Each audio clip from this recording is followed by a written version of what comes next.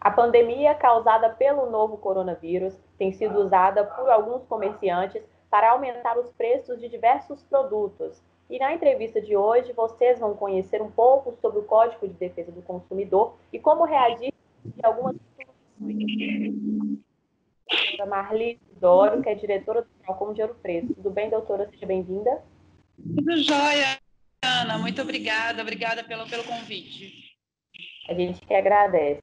Doutora, a gente tem o conhecimento de que agora muita coisa nova está acontecendo, né? Até para o comércio e para o consumidor. Então, como que está a questão desses direitos, assim, de uma forma mais ampla, agora nesse momento de pandemia? Então, Ana, nós temos que lembrar que o Código de Defesa do Consumidor está vigente. As pessoas não podem esquecer isso, tanto os consumidores quanto empresários, né? Então, é uma lei de 90 e a gente não pode descartá-lo, porque a gente está vivendo um momento de pandemia. Contudo, também nós sabemos que estamos abarrotados de medidas provisórias, algumas situações nos pegaram de surpresa, sim, tiveram alterações, muitas medidas provisórias sendo editadas neste momento com o intuito de atender a demanda especial de agora, né? Vamos chamar assim. Mas o PROCON tenta sempre, entendendo que o Código de Defesa do Consumidor é uma lei favorável ao consumidor, nós tentamos nos abraçar, nos agarrar mesmo a essa lei para que consigamos atender com maior eficácia o pleito do consumidor. O PROCON de Ouro Preto tem entendido que não é o momento de o consumidor pagar uma conta tão alta sozinha.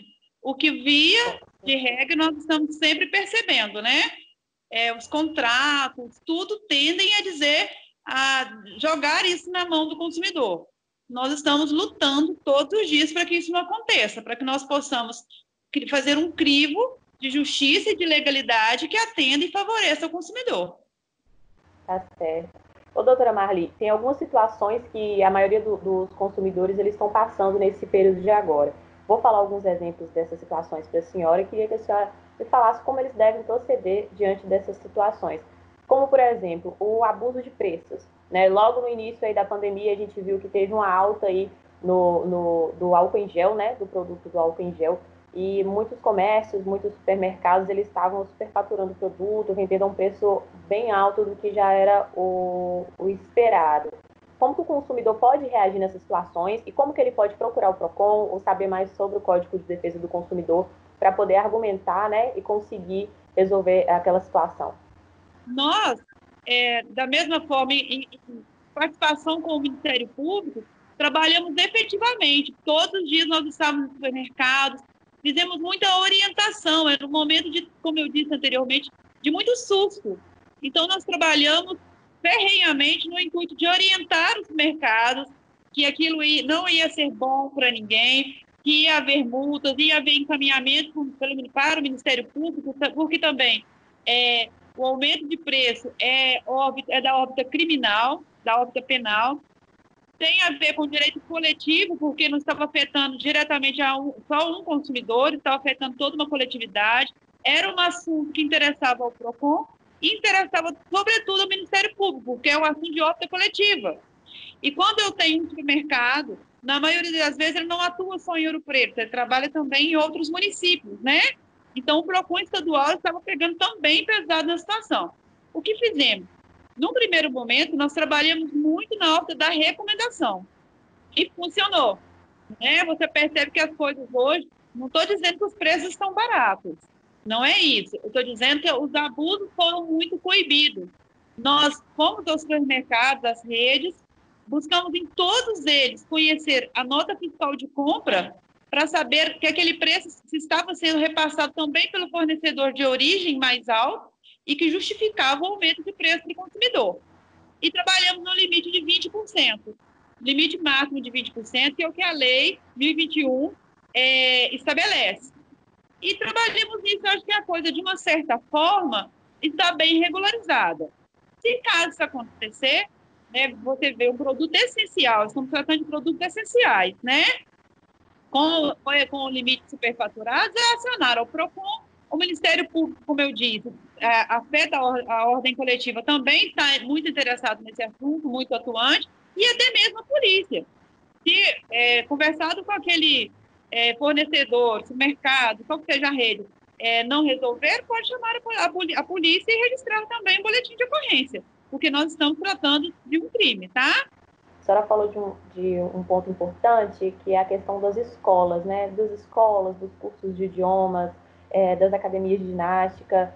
Como que o consumidor ele pode proceder nesse momento? Muitos tendem a querer cancelar a mensalidade, mas podem, às vezes, a gente sabe que cada caso é um caso. Mas, no geral, o que ele tem que fazer? Tratando especificamente das escolas, o que o PROCON de Ouro Preto fez? Nós fizemos uma recomendação baseado na nota técnica do Ministério Público, que estabelecia que a escola desse um desconto, orientava que a escola desse um desconto, baseado na faixa etária de cada aluno, que é uma coisa mais ampla a ser tratada, mas dessas escolas, que eu não me recordo exatamente o número, acho que são 11 aqui em Ouro Preto, em Ouro Preto e distritos particulares, 11 escolas particulares, salvo engano, apenas 3 se manifestou positivamente no intuito de darem desconto de 25% a 30%. Inclusive, já estavam concedendo esses descontos. Foram bastante solistas, nos responderam, 3 estão apresentando desconto. As outras, infelizmente, não acataram. O que nós fizemos, eu entendo, Ana, reforçando aquele posicionamento que eu falei lá no início, que não é hora do consumidor pagar essa conta sozinho. Quando nós estamos tendo, a gente tem que focar sempre nisso. Eu contratei um serviço presencial para o meu filho, eu também sou mãe, sou consumidora, eu também levo a Sodor para mim. A gente tem que lembrar que, sempre como profissional, nós também somos consumidores, né? Se você contratou um serviço presencial, onde seu filho tinha o parquinho na escola, tinha o espaço físico, a biblioteca, vários outros itens, agora nós não estamos tendo esse serviço. É culpa de alguém? Não. Contudo, eu acho que a gente precisa entender, no mínimo, se não tratássemos de direito, de uma situação que se chama empatia, se colocar no lugar do outro. Eu entendo, e tenho argumento jurídico absolutamente tranquilo para isso, que é cabível uma revisão contratual, sim, para que o consumidor não fique pagando essa conta sozinho. A pandemia surgiu, todo mundo disse, não é culpa minha e eu não vou revisar o meu contrato. Então, o consumidor vai ficar nessa situação? Isso vale para todas as outras situações. Se você contrata um tipo de prestação de serviço e ele, agora, por um caso fortuito, fosse maior, não está sendo prestado daquela forma, é absolutamente necessário que as partes sentem e conversem sobre o assunto. E o PROCON ele pode ajudar nessa negociação entre o consumidor e quem está fornecendo aquele serviço, certo? Sim, nós estamos fazendo isso ferrenhamente. Como eu disse, nas escolas, infelizmente, não tivemos um bom acatamento, mas como intervimos de uma forma mais enfática, é fazer uma representação e encaminhar o Ministério Público que ele tome ciência e as providências cabíveis neste caso. Restando qualquer dúvida disso, os canais de atendimento do PROCON, que é procon@ouropreto.mg.gov.br, ou pelos telefones, 31 3551 6711 ou 3559 3290. Essas são as fontes diretas de atendimento com o PROCON.